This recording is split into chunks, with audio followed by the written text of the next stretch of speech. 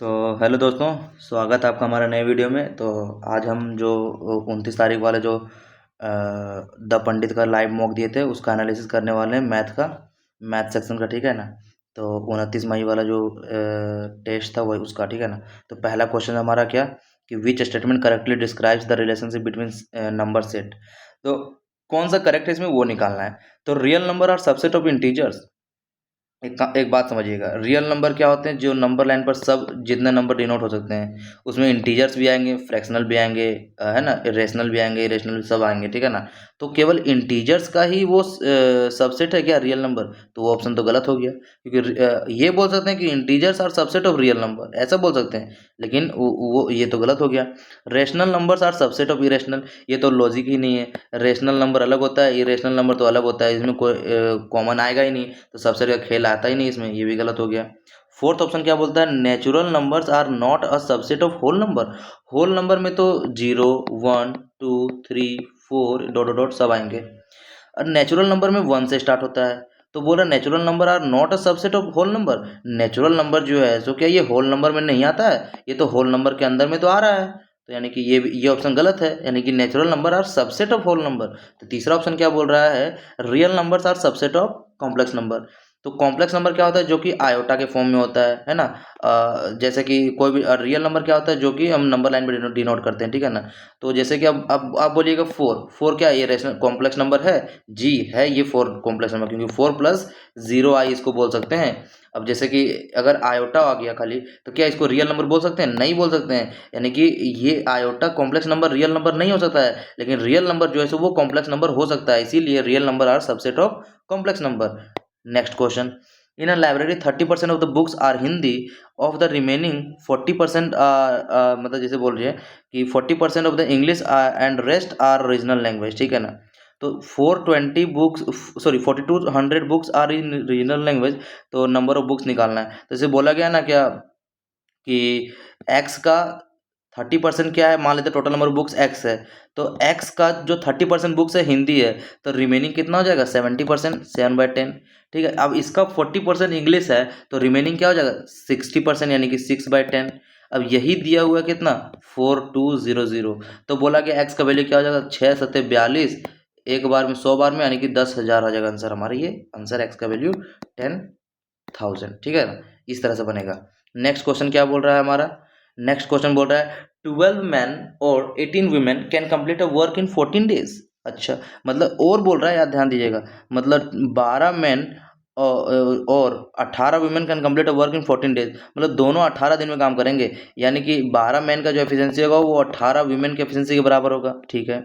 तो मैन बटे वीमेन का एफिशिएंसी कितना हो जाएगा, 6×3=18 और 6×2=12, यानी कि 3/2 हो गया मैन और वीमेन का एफिशिएंसी। अब समझिएगा, टोटल वर्क निकालने के लिए क्या करेंगे, 12 वीमेन जो 12 मैन है, मैन का एफिशिएंसी कितना 3 है, ये टोटल 14 दिन में काम खत्म करते हैं, ये टोटल वर्क हो गया।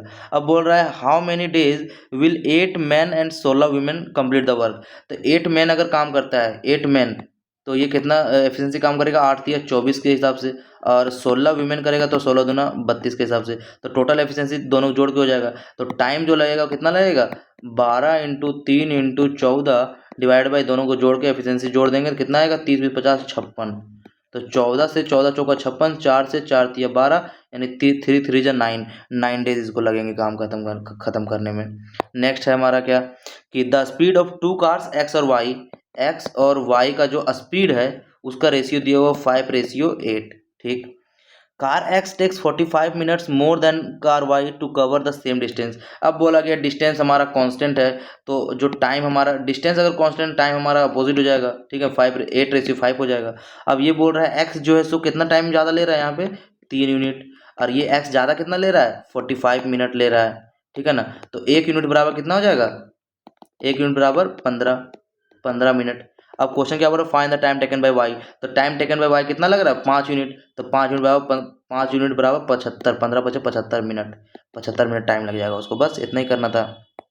नेक्स्ट, एक्स प्लस वाई दिया हुआ 5, तो x³ + y³, अच्छा ठीक है। तो देखिए यहाँ पे दिया हुआ है x प्लस वाई दिया हुआ है 5, अगर इसका क्यूब करते हैं तो x³ + y³ प्लस यहाँ पे 3xy into X plus Y is equal to, यहाँ पे क्या हो जाएगा इसका क्यूब, 5 का क्यूब 125।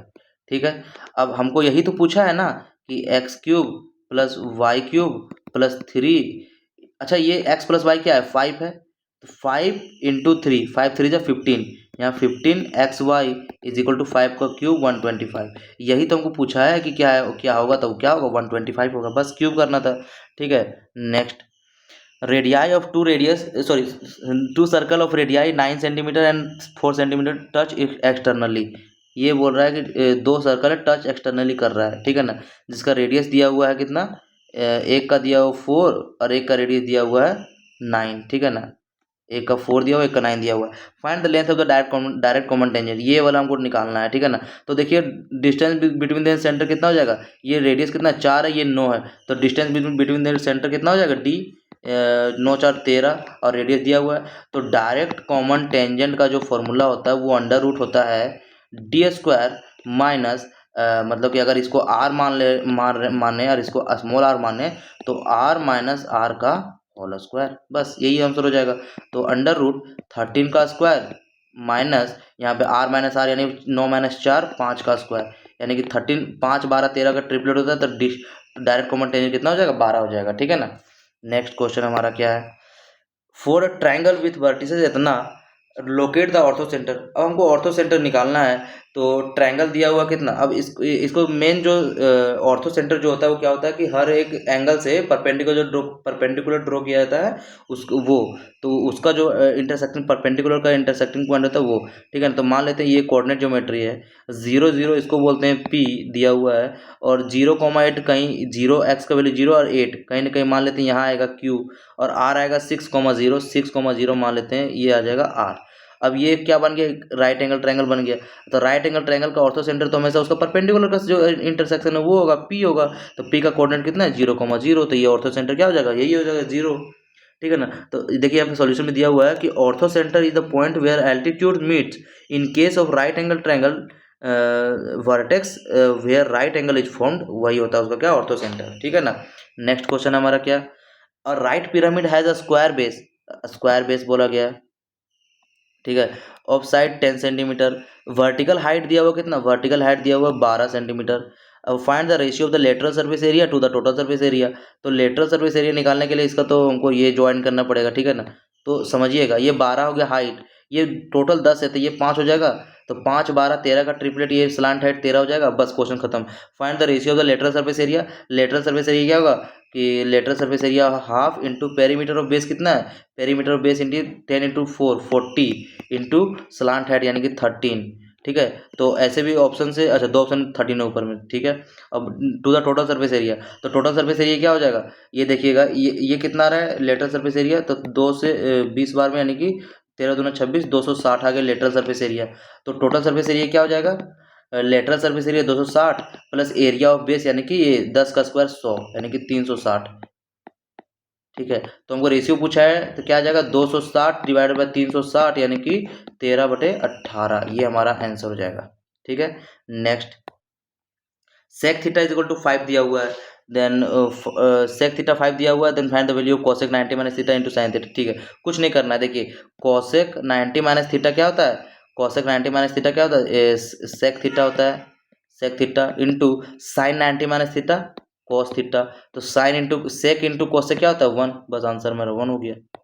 नेक्स्ट क्वेश्चन, ये देखिए क्या दिया हुआ है 0.1 का 1 का क्यूब प्लस 0.2 का क्यूब प्लस 0.3 का क्यूब, ये हो गया टोटल ऊपर, और नीचे हो गया, अगर देखिएगा 0 पॉइंट यहाँ पे 4 सब मतलब 1/4, अगर 4 कॉमन निकाल ले, सबसे 4 का क्यूब सबसे कॉमन निकाल ले, अच्छा पहले बना ही लेते हैं पूरा, ठीक, क्या बोला गया 0.4 का क्यूब प्लस 0.8 का क्यूब प्लस 1.2 का क्यूब, ठीक है। अब इसमें से हम देखिए 4 का क्यूब इसमें भी है, 4 का क्यूब इसमें भी है, 4 का क्यूब इसमें, मल्टी कॉमन निकाल लेंगे। तो ऊपर वाले को मान लेते हैं यही वाला कि इसको पी बोल लेते हैं, ठीक है पी। तो क्या आ जाएगा, ऊपर ऊपर पी बोल देते हैं, अरे हटाइए सॉल्व कर देते हैं, क्या ही पी बोलना है, ठीक है ना। तो देखिए 0.1 का क्यूब प्लस 0.2 का क्यूब प्लस 0.3 का क्यूब। अब नीचे जब 4 का क्यूब निकालेंगे तो 4 का क्यूब बाहर निकालेंगे तो अंदर क्या बच जाएगा, अंदर बच जाएगा 0.1 का क्यूब प्लस 0.2 का क्यूब प्लस 0.3 का क्यूब, ये तो कट जाएगा तो बचेगा क्या मेरा 1/4 का क्यूब जो कि मेरा 1/64 के इक्वल है, ये हमारा बचेगा। ठीक है, तो यही हमारा बी ऑप्शन है। नेक्स्ट क्वेश्चन हमारा क्या, नेक्स्ट क्वेश्चन है a metallic sphere of radius 6 centimetre is melted and recast into cylinder of radius 4 centimetre, तो फाइंड द हेड। वॉल्यूम बस इक्वल करना है, तो सिलेंडर का जो वॉल्यूम होगा क्या होता है पाई इंटू आर स्क्वायर, दिया हुआ सिलेंडर का रेडियस 4 इंटू हाइट निकालना है, और सिलेंडर स्फीयर का जो होता है volume 4/3 into pi into r cube यानी 6 तो पाई से पाई चला जाएगा, अब 4 से 4, अब यहाँ से 4 से काटा जाए तो क्या आ जाएगा, यहाँ पे 6 अगर 4 से इसको काट रहे तो 2 से 6 36, 4 9 36, तो आंसर क्या आ जाएगा हाइट बराबर 6 18 9 18 9 क्या आ जाएगा 6 18, तो हमको हाइट चाहिए ना, तो हाइट होगा cylinder 18, 4/3 metallic sphere of radius इतना, find the height of the cylinder.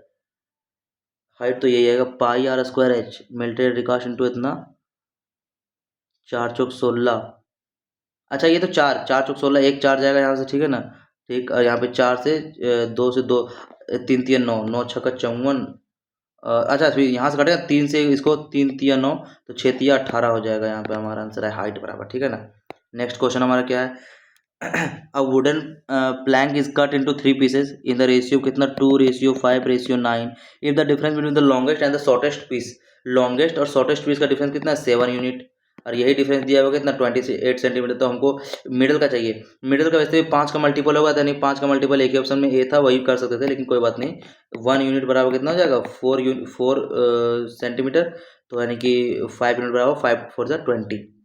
ठीक है, next question shopkeeper mixes 20 kg of sugar 20 kg of sugar 40 रुपये पर केजी, ये क्वांटिटी और ये हो गया प्राइस। ठीक है ना, और बोला गया 30 kg ऑफ शुगर 50 रुपीज़ पर केजी।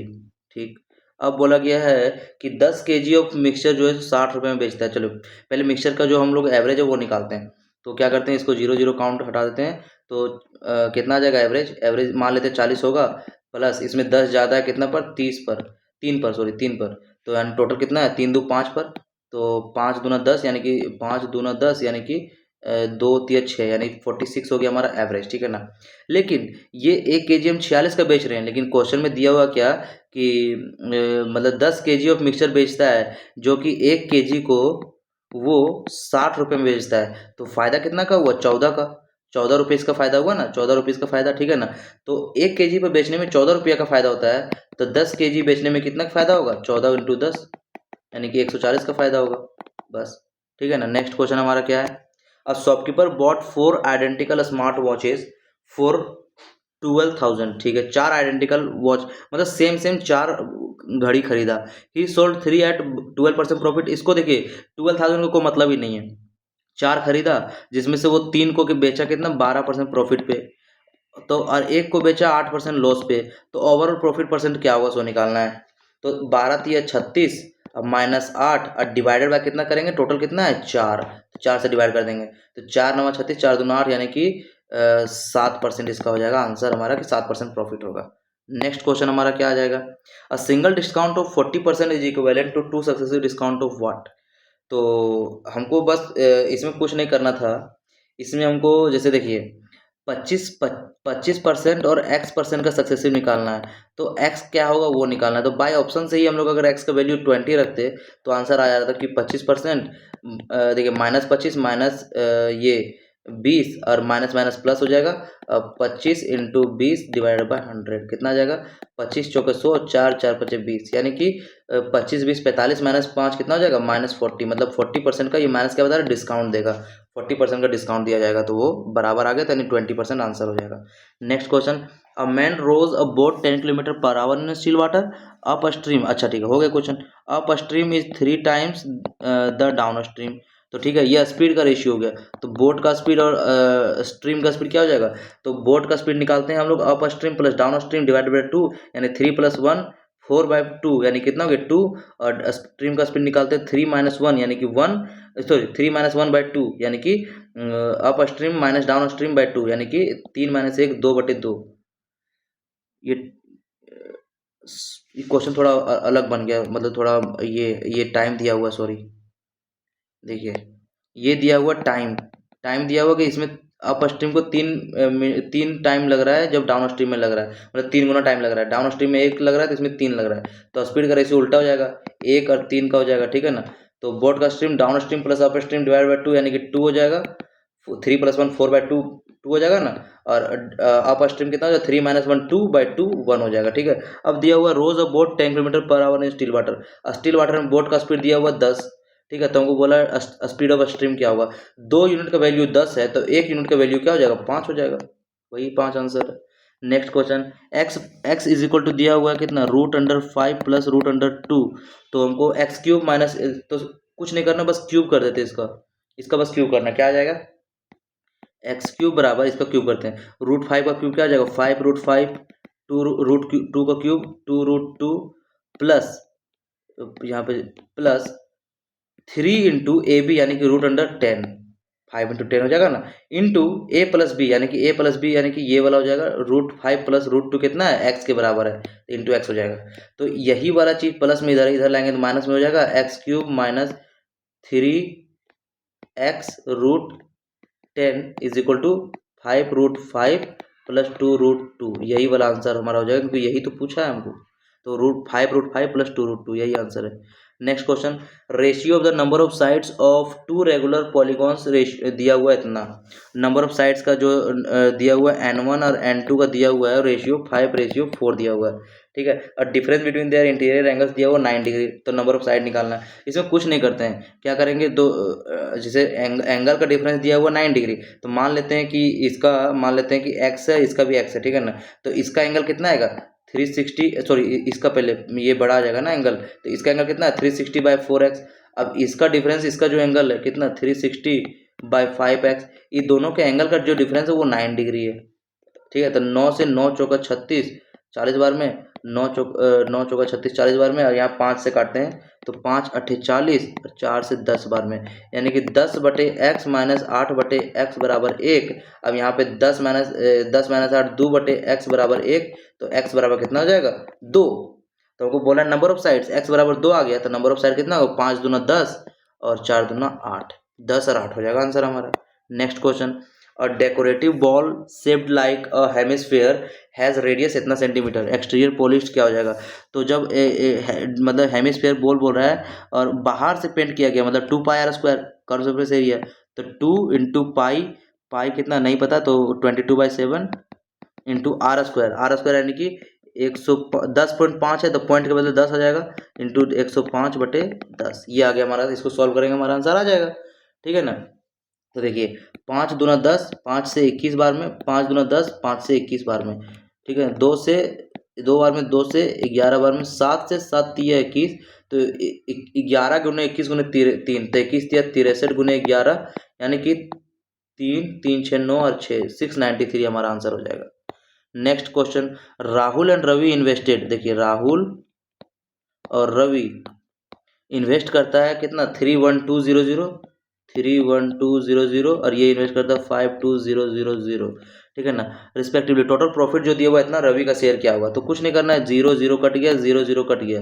अब यहाँ 4 से काटते हैं, 4 हाँ 4 से 4 7 28, 4 8 32, 4 से 13 चौका 52 130, 2 से 13 6 78 और 13 दहिए, और यहाँ पे काटेंगे 2 तिया 6 2 5 10, मतलब समझे।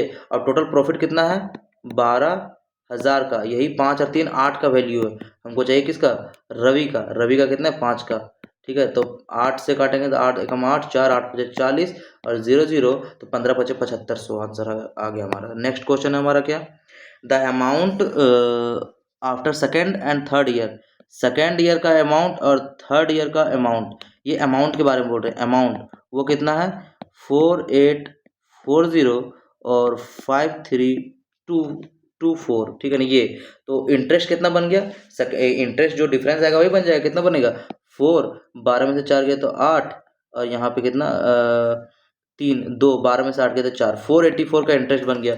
तो रेट कितना हो जाएगा, रेट हमारा कितना बन गया, 484 बन गया कितना पे, 484 बन गया इस पे, ये प्रिंसिपल पे। तो कितना 4840 इंटू 100% निकालेंगे तो कितना आ जाएगा, ये रेट हमारा आ गया 10%, ठीक है ना। अब देखिए ये 2 साल में इतना बन गया अमाउंट, ठीक है ना। तो रेट 10% है, यानी कि प्रिंसिपल और अमाउंट का जो रेशियो होगा कितना 10 से 11 बन गया। लेकिन 2 साल का जो बन जाएगा वो 10 का स्क्वायर कर देंगे, 100 से क्या बन जाएगा 121 बन जाएगा, ठीक है ना। अब यही 121 अमाउंट दिया हुआ सेकेंड ईयर का कितना 4840 ने यही दिया हुआ 4840, तो हमको इसका वैल्यू क्या आ जाएगा, देखिए इसका एक 4 गुना है तो 4000 हमारा आंसर हो जाएगा। ये 4 गुना है ना, तो ये भी 4 गुना हो जाएगा, ठीक है। तो आंसर हमारा आ गया। नेक्स्ट क्वेश्चन है हमारा क्या, the ratio of the ages of father and son is इतना, मतलब फादर और सन का जो प्रेजेंट एज है वो कितना है 7:2। और बोला गया आफ्टर 10 ईयर्स, 10 ईयर्स के बाद जो उसका रेशियो है वो 9:4 है। देखिए 4 और 5 9 और 2 और 5 7, ठीक है ना, मतलब डिफरेंस सेम है। तो यानी कि यूनिट में चेंज कितना है 2 यूनिट का, वही 2 यूनिट का वैल्यू कितना है 10 साल चेंज आया, मतलब 2 यूनिट का चेंज आया। और वही 2 यूनिट का वैल्यू कितना है, 1 मिनट, अरे यार 1 मिनट, देखिए ये 2 यूनिट का वैल्यू है, 2 यूनिट का चेंज आया और वो चेंज कितना आया 10 साल का चेंज आया। तो 1 यूनिट का वैल्यू कितना हो जाएगा 5 साल। तो बोला क्या गया current age of father, father का करंट है 7 यूनिट, ये 7 यूनिट यानी कि 7 इंटू 5 35। नेक्स्ट क्वेश्चन हमारा average weight of 20 students is 50 kg, मतलब 20 स्टूडेंट का जो वेट है एवरेज 50 kg है एवरेज। अब टीचर ज्वाइन करता है, अब एक टीचर ज्वाइन करता है इसमें, मतलब 20+1 एक टीचर जो आया टीचर वो ज्वाइन करता है तो एवरेज कितना 51 बन गया, ठीक है। अब समझिएगा टीचर का वेट क्या आ जाएगा, तो समझिए टीचर जो लेके आया वो पहले का एवरेज तो लेके आएगा 50, ठीक। अब क्या करेगा, एक एवरेज कितना बढ़ गया, एक का एवरेज बढ़ गया तो एक एवरेज बढ़ा दिया, कितना स्टूडेंट के लिए 20+1, 21 लोगों के लिए बढ़ा दिया तो 21 बढ़ गया टोटल। तो कितना जाएगा 50+21 71 हो गया। टीचर जो एज है, सॉरी वेट है जो टीचर का वो कितना हो जाएगा 71 kg। नेक्स्ट क्वेश्चन कितना है, सब ये तो मोड निकालना है तो 28 4 टाइम्स है, बाकी सब उससे कम बार है, तो मोड फ्रीक्वेंसी 28 ज़्यादा बार है इसलिए 28 आंसर हो गया। Next in what ratio should 45 kg, इसमें एलिगेशन लगेगा, मिक्सड विथ राइस कॉस्टिंग 60 रुपये पर kg, जिसमें 50 एवरेज बन जाए। तो बस एलिगेशन ये 5 ये 10 यानी कि कितना बन गया 2:1, ये हमारा आंसर हो गया। तो आज का एनालिसिस ये रहा। तो थैंक यू, पसंद आ रहा हो तो कुछ सीखने को मिला हो तो चैनल मतलब वीडियो को लाइक कर दीजिए और चैनल को सब्सक्राइब कर दीजिएगा, क्योंकि हम रेगुलर बेसिस पे टेस्ट अब रेगुलर बेसिस पे डालेंगे इस पर। तो धन्यवाद।